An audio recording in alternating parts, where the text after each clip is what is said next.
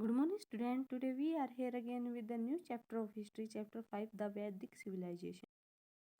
So, the chapter 5th is the early Vedic civilization. The period between 1500 to 600 BC is called the Vedic age. तो जो वैदिक as थी हमारी वो कब से कब तक की थी? 1500 से लेकर 600 बीसी तक की। और इसमें क्यों बोला गया इसको Vedic age? Because the four Vedas, जो हमारे चार वेद हैं, ऋग्वेद, सामवेद, यजुर्वेद और अर्थवेद, वो सभी जो है इसी पीरियड में कंपोज हुए थे, इसी पीरियड में जो है वो बनाए गए थे। और जो सबसे ओल्डेस्ट वेदा है वो हमारा ऋग्वेदा, जो अबाउट यानी कि लगभग 3500 साल जो है पहले, इतने ईयर्स एगो जो है साल पहले जो ये कंपोज किया गया था। तो जो हमारा वैदिक पीरियड था, it is divided into two parts. First is the early Vedic period and the second is later Vedic period. ये तो इसको दो पार्ट्स में जो है डिवाइड किया गया है, एक अर्ली वैदिक और एक लेटर वैदिक। तो जो आज हम इस चैप्टर में जो है अर्ली वैदिक पीरियड के बारे में जो है डिस्कस करेंगे। अर्ली वैदिक पीरियड में क्या था? It is the period of Rigveda. जो ऋग्वेद का पीरियड था उसी को हम बोलते हैं अर्ली वैदिक पीरियड। तो जो ऋग्वेद होता था वो इसी जो टाइम पे है, जो अर्ली वैदिक पीरियड में कंपोज किया गया था। तो इसमें क्या है? More than 1000 hymns. हाइम्स होती हैं, जैसे इनको बोलते हैं हम सूक्त या श्लोक, जो हैं वो इसमें 1000 से ज़्यादा हैं ऋग्वेद में। और these hymns are in praise of, और ये किसके लिए बनाई गई है? जो है देवी और देवताओं की प्रेज, यानी उनकी जो है प्रशंसा में जो है इनको बनाया गया है। These god are specially important. उनमें से जो मेन थे वो गॉड, वो कौन से थे? अग्नि देवता यानी God of fire, Indira God of warrior यानी जो युद्ध में विजेता थे, यानी वो, Soma a plant from which A special drink was prepared. Soma जो है एक ऐसा प्लांट था जिससे एक स्पेशल जो है ड्रिंक बनाया जाता था, जिसको हम सोमरस बोलते हैं। तो जो ये हाइम्स थी वो इन्हीं जो है देवताओं की प्रेजेज में बनाई गई थी। तो ये किसने बनाई थी? These are composed by the sages. क्या होते हैं? हमारे जो ऋषि मुनि होते हैं उनको बोलते थे। तो उन्होंने ही इसको कंपोज किया गया था। और ये सबसे जो है किस भाषा में किया गया था? ओल्ड वैदिक संस्कृत में। जो संस्कृत आज के टाइम में स्कूल में पढ़ाई जाती है उस संस्कृत में नहीं, जो पुरानी जो ऋषियों के टाइम पे जो संस्कृत वैदिक संस्कृत होती थी, ये उसमें जो है इसको कंपोज किया गया था। Rigveda was recited and heard rather than read. यानी जो ऋग्वेद था उसको पढ़ा नहीं जाता था, उसको गाया जाता था और सुना जाता था।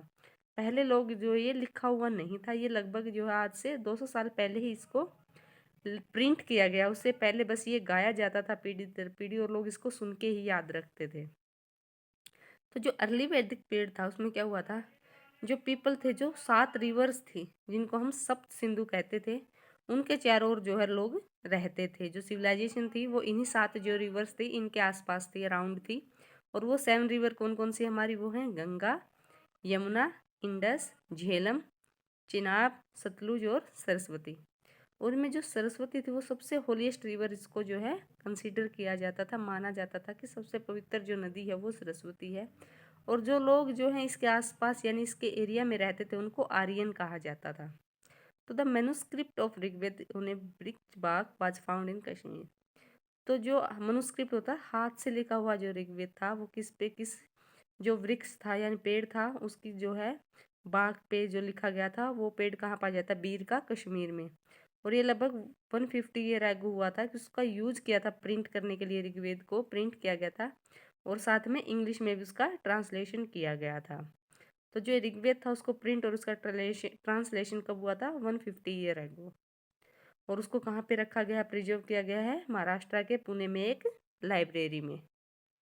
Then that we discuss the political condition at that time. यानी उस टाइम में जो अर्ली वैदिक पीरियड था उसमें पॉलिटिकल कंडीशन क्या थी? तो उस टाइम में क्या था? जो किंग्स थे यानी जो राजा होते थे वो छोटे छोटे जो है राज्य उनके होते थे। तो छोटे छोटे राज्य होते थे, सारे जो जमीन थी वो छोटे छोटे राज्यों में बटी हुई थी और उन्हीं के राजा होते थे। तो जो किंगडम्स और जो किंग थे उस टाइम के, उनके नाम जो है ऋग्वेद में मेंशन भी किए गए हैं। उनके नाम थे भारता यानी भरत, यादु, पेरू। और ऐसा माना जाता था कि जो हमारे जो ऋग्वेद का पीरियड था उसी टाइम में जो हमारी कंट्री थी उसका नाम जो है भारत पड़ा था, भारत राजा के नाम से। और फिर जो लोग थे वो वहाँ रहते थे, फिर वो उत्तर प्रदेश, बिहार, वेस्ट बंगाल में यानी दूसरी जगहों पर भी रहने लग गए। और वहाँ पे कौन कौन सी किंगडम हुई? कुरु, पंचाल और विद्या। तो some of the king used to be hereditary. तो उस टाइम पे क्या होता था कि कुछ राजा तो जन्म से ही बनते थे, यानी राजा का बेटा ही उसके बाद राजा बन जाता था। लेकिन कई केसेज में क्या था कि जो किंग थे वो इलेक्टेड किए जाते थे पीपल, यानी पीपल जो थे वो उनको इलेक्ट करते थे, चुनते थे। और जो एडमिनिस्ट्रेशन था यानी जो पूरा प्रबंध था उस टाइम पे, तो जो किंग था उसकी एक सभा होती थी, समिति होती थी, पुजारी मिनिस्टर होते थे और ऑफिशियल होते जो उसको हेल्प करते थे डिसीजन लेने में। यानी जो किंग था वो सिर्फ अकेले यानी सिर्फ अपनी नहीं चलाता था, वो सबसे सलाह मशवरा करके ही जो है अपना राज्य जो है चलाता था। देन द सोशल लाइफ, यानी उस टाइम पे जो सोशल लाइफ थी लोगों की, सामाजिक जो जीवन था वो कैसा था। तो जो ऋग्वेद का पीरियड था उस टाइम में क्या था, जो सोसाइटी थी उसको मेनली 4 क्लासेस में डिवाइड किया गया था, ब्राह्मण, क्षत्रिय, वैश्य और शूद्र। तो this classification was based on their work not by birth. देखिए आप नोट कीजिए, उस टाइम पे जो उनका क्लासिफिकेशन हुआ था यानी उनको बांटा था इन 4 क्लासेस में, ये उनके जन्म पे नहीं था, उनके काम से डिसाइड किया जाता था। जो लोग अध्यापक थे या पूजा पूजा करते थे उनको ब्राह्मण की कैटेगरी में लिया गया था। जो लोग शासक थे, युद्ध में लड़ते थे, उनको क्षत्रिय बोला जाता था। जो खेती करते थे, व्यापार करते थे, मनी लैंडर थे, उनको वैश्य कहा जाता था। और जो क्राफ्ट पर्सन थे यानी हाथ से सामान बनाते थे और लेबरर थे यानी जो मजदूरी का काम करते थे उनको वो शूद्र कहते थे। तो ऐसा होता था कि एक ही घर में इन चारों क्लासेस के लोग होते थे, कि एक आदमी उनमें से अगर पढ़ा लिखा है, अध्यापक टीचर है, तो वो ब्राह्मण था। उनमें से एक आदमी लेबरिंग का काम करता था तो वो शूद्र था। यानी एक फैमिली में चारों क्लासेस भी हो जाती थी। इसका मतलब है कि उस टाइम पे जो है बर्थ से डिफाइन नहीं होती थी किसी की भी क्लासेस, उसके ऑक्यूपेशन से होती थी। और उस टाइम में जो है child marriage were not prevalent, यानी बाल विवाह नहीं किया जाता था। बॉयज और गर्ल्स थे उनको चॉइस थी, यानी उनकी मर्जी थी कि वो अपनी मर्जी से ही शादी कर सकते थे।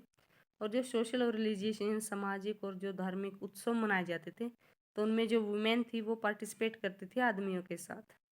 यानी उस टाइम पे क्या था, इक्वल राइट्स था।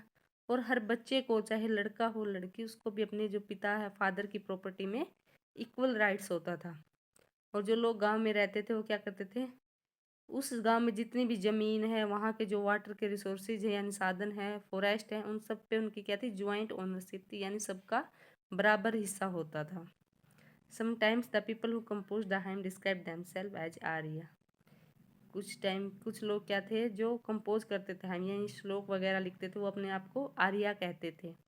और उनके जो विपरीत होते उन्हें वो दासा या दासी कहते थे, जो बाद में दास और दासी के नाम से फेमस हुए, जिनको स्लेव यानी कि उनका दास स्लेव होता है जो दूसरों की इच्छा पर चले। Slave were man and women, slave वो होते थे आदमी और औरतें जिनको जो है युद्ध में जो हारते थे ना उन वहाँ से पकड़ के ला जाता था और उनको एक प्रॉपर्टी की तरह ट्रीट किया जाता था कि हम उनके मालिक हैं, जो उनको लाते थे पकड़ के और उनसे जो चाहे वो काम करवाते थे।